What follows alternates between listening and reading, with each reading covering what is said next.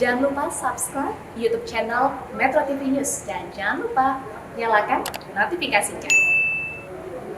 Rancangan Undang-Undang Perlindungan Pekerja Rumah Tangga atau RUU PPRT terus mengalami pro dan kontra sejak 2004. Komnas Perlindungan Perempuan Mariana Amiruddin meminta pemangku kebijakan agar jangan ragu mengesahkan RUU PPRT.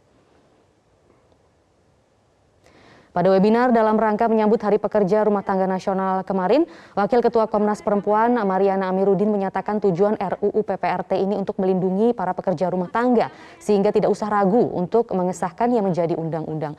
Mariana mengatakan hingga kini para pengambil kebijakan masih ada yang beranggapan bahwa RUU PPRT ini belum mendesak mengingat jumlah kelompoknya kecil. Sementara tahun ini merupakan tahun ke-18 RUU PPRT berada di DPR RI. Saat ini RUU PPRT masuk ke dalam program legislasi nasional atau Prolegnas 2022 dan masih menunggu RUU inisiatif DPR.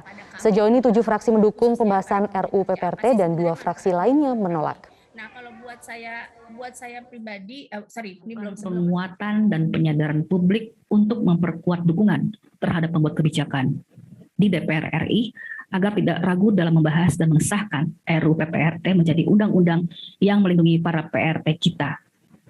Diketahui bahwa sejak 2004, RUU ini terus mengalami pro dan kontra, baik dalam hal perspektif maupun dalam hal substantif.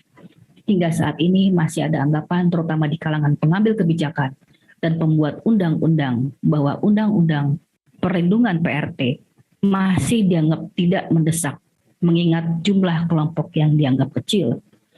Lebih jauh, RUU PPRT bahkan dianggap dapat mengganggu tatanan sosial dan budaya yang telah ada. Wakil Ketua MPR RI Lestari Murdiat mendorong agar pimpinan DPR RI segera mengesahkan rancangan Undang-Undang Perlindungan Pekerja Rumah Tangga. Menurutnya keputusan saat ini berada di tangan pimpinan DPR untuk segera mengesahkan sebagai inisiatif DPR. Posisinya sebetulnya saat ini ada di Prolegnas, di Balik sudah selesai, dan tinggal menunggu keputusan pimpinan untuk memparipurnakan menjadi RUU inisiatif dari DPR. Jadi ya memang kita harus bersama-sama bertanya kepada para pimpinan di DPR. Kami sendiri dari fraksi Partai Nasdem, ada satu pimpinan yang berasal dari fraksi Partai Nasdem, yaitu Bapak Rahmat Gobel. Beliau juga sudah terus-menerus berkomunikasi, ya nanti tinggal ya memang harus didorong ya. Wakil Ketua MPR Lestari Murdiat juga menjelaskan urgensi RUU PPRT ini harus segera disahkan.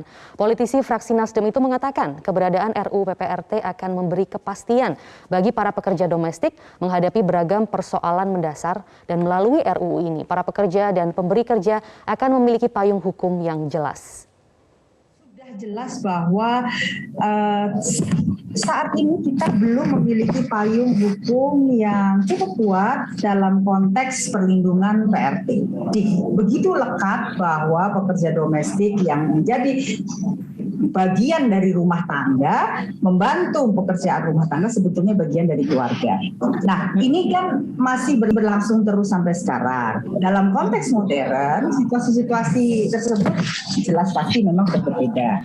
Ada peran-peran yang berubah dan kemudian hubungan-hubungan antar pekerja dan pemberi kerja juga sudah berubah.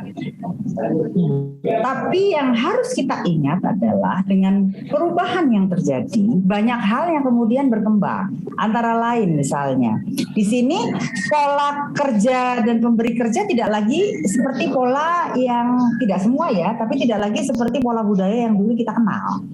Sehingga kita tidak bisa kemudian menafikan adanya, tidak semua, sekali lagi saya sampaikan tidak semua, tidak bisa menafikan adanya tanda kutip gerakan-gerakan perbudakan di sini. Pemirsa, tidak kunjung disahkannya rancangan Undang-Undang Perlindungan Pekerja Rumah Tangga atau PPRT membuat PRT menjadi satu-satunya kelompok pekerja tanpa perlindungan hukum. Bagaimana kelanjutan pengesahan RUU ini? Sudah bergabung melalui sambungan Zoom Ketua Panja RUU PPRT Willy Aditya. Selamat siang Bang Willy, kita tahu sudah 18 tahun. Sejak tahun 2004 RUU ini terus mengalami pro kontra, baik dalam hal perspektif maupun substantif. Nah, sebenarnya sejauh mana prosesnya sekarang dan kapan Bang bisa disahkan? Ya, selamat siang. Pleno Badan Legislasi itu sudah selesai Juni tahun 2020. Ini hampir 2 tahun. Jadi udah 1,5 tahun lebih diselesaikan naskah akademik dan draft RUU-nya, tapi belum diparipurnakan seperti apa yang ditandaskan oleh Bu Lestari Nurhijah tadi. Ini mau kita menunggu political will dari pimpinan. Sebenarnya secara tata tertib DPR tidak ada kewenangan pimpinan untuk tidak memparipurnakan itu. Kami di Badan Musyawarah sudah menyampaikan berulang kali, bahkan sebagai Ketua Panja saya sudah bersurat 3 kali ke pimpinan untuk segera memparipurnakan itu ya. Jadi ini posisinya gantung ya. Kalau bahasa teman-teman Jala PRT itu cukup sarbet saja yang digantung, jangan nasib RUU perlindungan pekerja rumah tangga. Iya, tidak ada enak memang Bang, digantung. Yang Bang, saya potong sedikit karena waktu kita tidak banyak. Tadi Bang Willy bilang ada political will, itu sebenarnya hambatannya. Tapi selain itu, apa lagi Bang yang masih menjadi hambatan lamanya proses pengesahan RUU ini? Tidak ada ya, tinggal political will pimpinan DPR, karena memang situasinya waktu diambil pleno di Badan Legislasi, 7 fraksi bersepakat untuk meneruskan ke tahap selanjutnya, 2 fraksi menolak. Itu posisi existingnya. Jadi 2 fraksi menolak itu, kemudian tapi kan itu bukan suatu hal yang baru ya. Kita lihat di RUU TPKS juga sama, RUU Cipta Kerja juga sama, ada fraksi-fraksi yang menolak.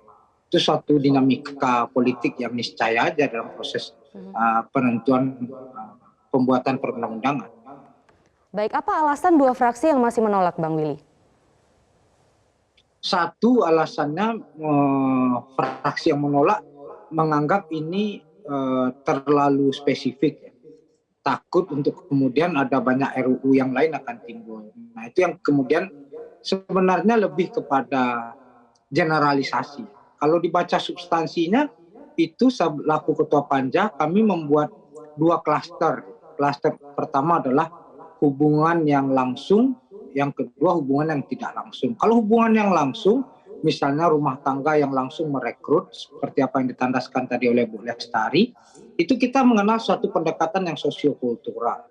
Itu basisnya cuma kesepakatan, tidak ada UMR, tidak ada serikat pekerja, tidak ada jam kerja, karena kekuatan kedua belah pihak, baik si pekerja rumah tangga ataupun si pemberi kerja adalah fleksibilitas. Jadi kalau di dalam relasi hubungan kerja yang industrialis itu menentukan kepastian dan menolak fleksibilitas, justru dalam domestic workers itu kemudian kekuatan mereka dua belah pihak adalah fleksibilitas. Jadi masalah jam kerja, karena kan ini unskilled labor.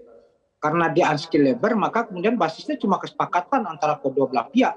Jam kerja, jenis kerja, termasuk upah kerja. Yang kedua, yang ingin kita atur adalah biar tidak terjadi human trafficking di dalam relasi yang sifatnya tidak langsung, yang selama ini melalui penyalur.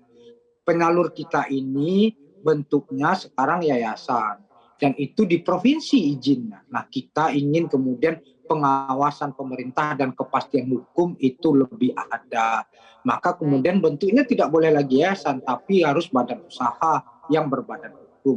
Dan untuk kemudian involvement, pengawasan dari pemerintah harus diturunkan ke level kabupaten kota, sehingga harus ada fungsi-fungsi edukasi yang dijalankan oleh pemerintah. Kan kalau mereka dikontrak atau dibayar mahal, tapi tidak ada minimum skill, kan itu ya beli kucing dalam karung ya. Harus tahu misalnya jenis kain, jenis popok, jenis susu gitu ya. Itu yang kemudian diberikan requirement itu di dalam RUU PPRT. Jadi kita upah tidak di bawah standar, kemudian ada jam kerja yang tidak jelas, tidak ada jaminan kesehatan, tuh nanti RUU ini akan mengcover semua permasalahan-permasalahan krusial itu ya Bang ya? Nah, itu kita masukkan kelompok pekerja rumah tangga ini ke dalam penerima bantuan iuran oleh negara dalam jaminan kesehatan dan jaminan sosialnya. Jadi si pemberi kerja tidak perlu takut ya, karena di sana kemudian ada domainnya negara. Karena selama ini kita harus jujur, mereka ini belum dikategorikan sebagai pekerja dalam Undang-Undang Ketenagakerjaan kita. Ini sangat rejimnya industrialis dan jasa nih. Jadi di dalam Undang-Undang Ketenagakerjaan kita yang masih eksis, mereka cuma mengatur yang dinamakan dengan pekerja adalah mereka yang bekerja di sektor barang dan jasa. Baik, Tapi Bang di Willy, mereka kita yang harus masuk ke bekerja di pertanyaan sosial, terakhir, rumah Bang. tangga. Kita masuk ke pertanyaan terakhir karena waktunya tidak banyak, Bang Willy, mohon maaf. Jadi sebenarnya solusinya seperti apa, langkah konkret ke depannya untuk mempercepat pengesahan RUU ini?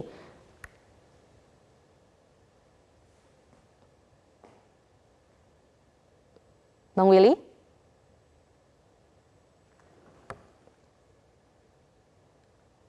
Baik, kita masih menunggu informasi dari Bang Willy. Kita masih menunggu. Apakah masih bergabung bersama kami, Bang Willy?